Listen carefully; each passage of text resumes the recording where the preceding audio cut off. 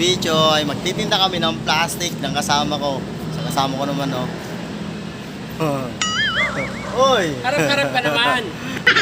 Kasama namin isang gwardiya, guys. Shout out. Ito yung aming ibibinta, oh. Ang dami niyan. Yan. Bili daw ng kape. Kita-kits tayo mamaya sa bintahan ng plastic, guys. Guys, yung kasama ko, nasaan na? Ayun na sa ano.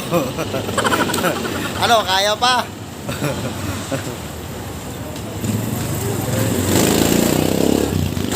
Uy, ibigay na. So ayun guys, tumigil kami dito kasi nga nagkalasan yung aking ano, hila-hilang mga plastic. Yung kasama nandun sa taas naman, busy sa pagbibideo.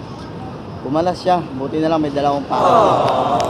Ayun guys, yung kasama ko may daladalang ano, isang plastic na malaki, puro plastic din yan guys, malinis na siya. Ang layo pa, pupunta namin. So isang kamay ko lang guys yung naghahawak sa karitilya. Bukas may pambili na ng ano, pang-ulam, pambili ng kape, nakakabili na rin ng bigas. Buhay nga naman talaga guys. Pag itatapon kasi namin to tuwing naglilinis kami ng mga basura, pagdating ng closing, sayang naman to guys. Malaking pakinabang pa naman to eh. Kaya hindi namin to tinatapon at unti-unti namin itong ano, iniipon. Mga ilang buwan din namin tinipon, siguro nasa 7 months bago kami nakaipon ng ganito.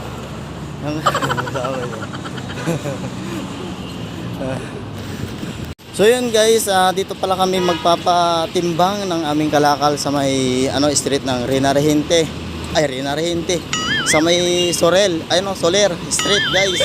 Dito lang yan sa may ano, tapat ng 999 Mall at saka sa may 168.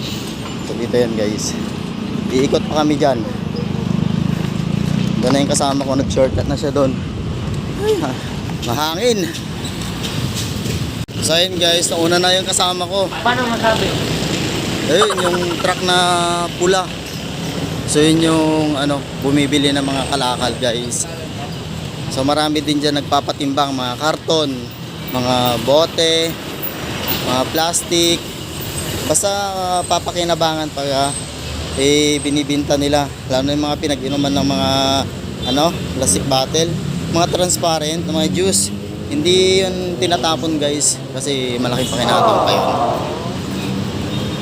Ayun guys, ito na yung 999 Mall. So ayan na, layo na lang kasama ko, di malaki nantay, ngalay na yung isang ano ko, braso ko. Vlog pa more. Ayun guys, ang dami ng ano doon, no? Daming nakukuha nila mga karton sa dulo. Ayun, no? So wala pa yata dito, wala pa? Ayun sa dulo, yun. Saktong-sakto. So guys, andito na kami. Guys, andito na kami ngayon sa timbangan ng mga kalakal. So ayun guys, yung nakaupo doon si ate, yung nakaputi. Doon. So, magbabayad ng aming kalakal. Ulitin ko guys, dito ulit yan sa street ng Soler. Guys, dami nagpapatimbang dito. Ito yung dala ko. Lalagay ko na dito. Ay, nako. So, guys, bigat. Pero okay lang yan. Yan, magiging pira na yan mamaya kaya guys. Dami pang nagpapatimbang niya kaya antayin namin muna silang antayin muna namin silang matapos bago din kami. Guys, dumating na yung kanilang truck ng mga sasakyan ng mga kalakal. So ito na yun guys.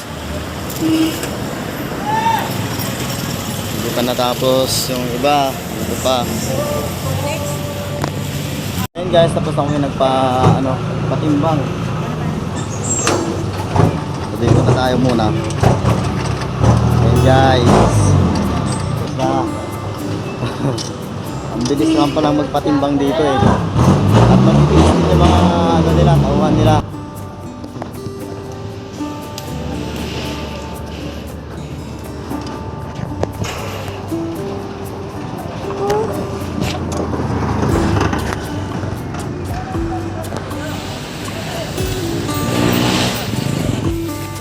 magkano tayo? Lahat. 625. 625. So, yun. Meron na kami pambili ng bigas, guys. 625 na lang kami. 625. 610 na lang bigay mo sa... Ay, 610. Logi ka na, no? Walang matitira sa'yo. 310 na lang bigay mo sa akin. Tapos, sa'yo. Ano yan? Ito kay ano? Kay? Antonio. Ay, ito. Dagdagan mo na lang yung kay Antonio. Bigyan mo na lang kay Antonio yan. Pangkape na lang ni Antonio. Ito. Bigyan mo na lang sa kanya yan. So, ayun guys. Dahil sa ilang months natin inipon yun, te? Siguro nasa 7 months, no? Mga 7... Taon. Isang taon. So, ayun guys. Pira na yung aming plastic na pinagbintahan. Ito yung aming gamit na karitilya, guys. Maliit lang siya pero malaking pakinabang, kumbaga ba. Dahil nakita nyo naman kanina yung aking dala-dala.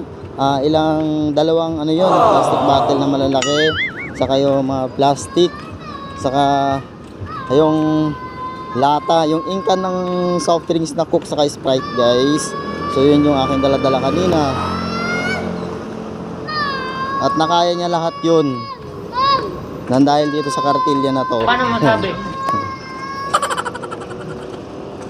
Sobrang liwanag pa dito, guys, sa may ano 999 Mall.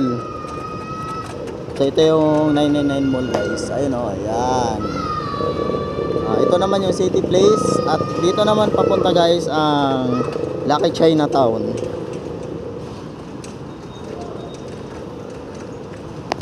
So, Ate Inday, inabot na tayo ng ulan.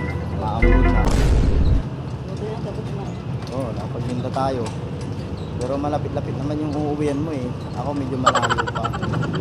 Kaya dalawang kape dito. Oo.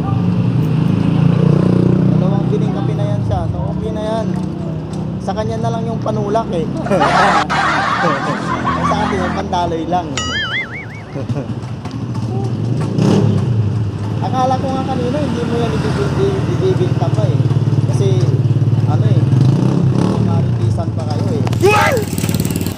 Guys, meron na akong pambili mamaya ng ulam ko pag uwi ko sa bahay. Dahil sa pagbibinta namin ng plastic.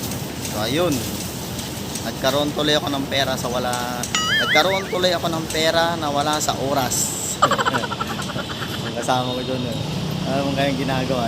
Nag-vlog trip pala siya.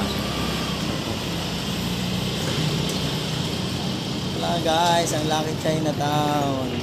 Dito naman sa kabila, ang McDo. Ginagawa mo. Ano kaya nangyari doon sa loob? Bakit kaya? Ano nangyari doon sa loob? Ayun. Iwan ko ano nangyari doon sa loob, guys. Parang may nawawala ata. Bahala na sila sa buhay-buhay nila dyan. Basta ako. May pera na ako. Ang kasama ko, meron na siyang pang-load mamaya. Meron na naman siyang ano guys, pang-scatter. Sana all. Yan yung kasama ko yan guys, ay magaling yan sa ano larong scatter, lagi siyang nananalo. Lagi naman akong may libre. $1 lang binibigay niya sa akin, pero okay na yun, at least meron akong pang-load sa ano ko, cellphone ko. Share ko din lang guys, at buti na lang at hindi tumuloy talaga yung ulan kanina kasi nung paglabas namin ng mga kalakal ay biglang buhos. So buti na nga lang at medyo ano, tumigil-tigil siya. Ay, sa wakas naman. Iba na yung bantay. Oh no! Iba na yung bantay. Awa, wag mo nang ano. Hindi naman niya alam eh. Oo. Dito na kami guys, madilim-dilim na dito. Ito yung ilog namin oh. Iba na yung bantay eh. Hoy, shout out! Diyan ka pala ka. Saan ka galing ha? Saan ka galing? Nag-chicks ka na naman siguro no? So yun guys, pauwi na kami dahil nakapagpunta na kami ng plastic namin. Ang aming pinaghirapan ay naging pira na.